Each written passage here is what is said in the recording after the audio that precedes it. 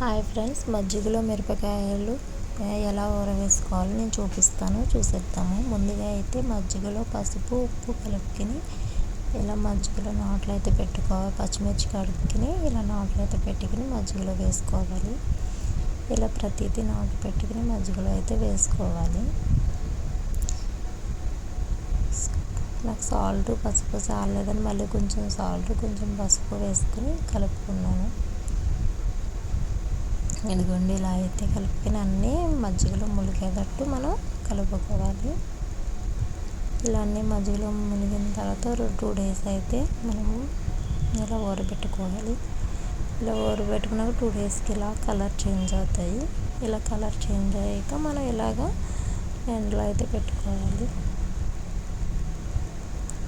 ఇవన్నీ ఇలా ఎండలో పెట్టుకోవాలి. ఇలా ఎండలో పెట్టుకున్నాక ఇలా అయితే వస్తాయి. ఇలా వచ్చాక ఒక బాణీ పెట్టుకుని అందులో 4 tablespoon ఆయిల్ వేసుకుని ఇలా పచ్చిమిర్చి అయితే ఎండలో పెట్టుకున్న పచ్చిమిర్చిని అయితే ఇలా వేసుకోవాలి.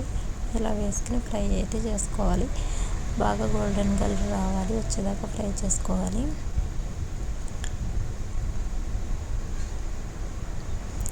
బాగా కలర్ వచ్చేదాకా ఫ్రై చేసుకోవాలి. ఇలా తిప్పుకుంటూ ఫ్రై చేయాలి.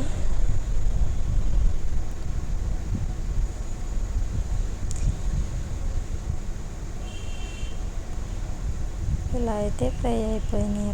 ఇవ్వండి, ఇలా అయితే ఫ్రై అయిపోయినాయి. ఇవైతే ఫ్రై అయినాయి. ఇలా తీసుకుని ఒక బాక్స్లో అయితే వేసుకోవాలి. పప్పులకు కానీ పప్పు చారులోకి కానీ నంచుకుని కాంబినేషన్ నంచుకుని తింటే చాలా టేస్ట్గా అయితే ఉంటాయండి ఊర వేసుకున్న మిరపకాయలు. మళ్ళీ ఇలా తీసుకుని మళ్ళీ మిరపకాయలు వేసుకుని మళ్ళీ ఫ్రై చేసుకోవాలి.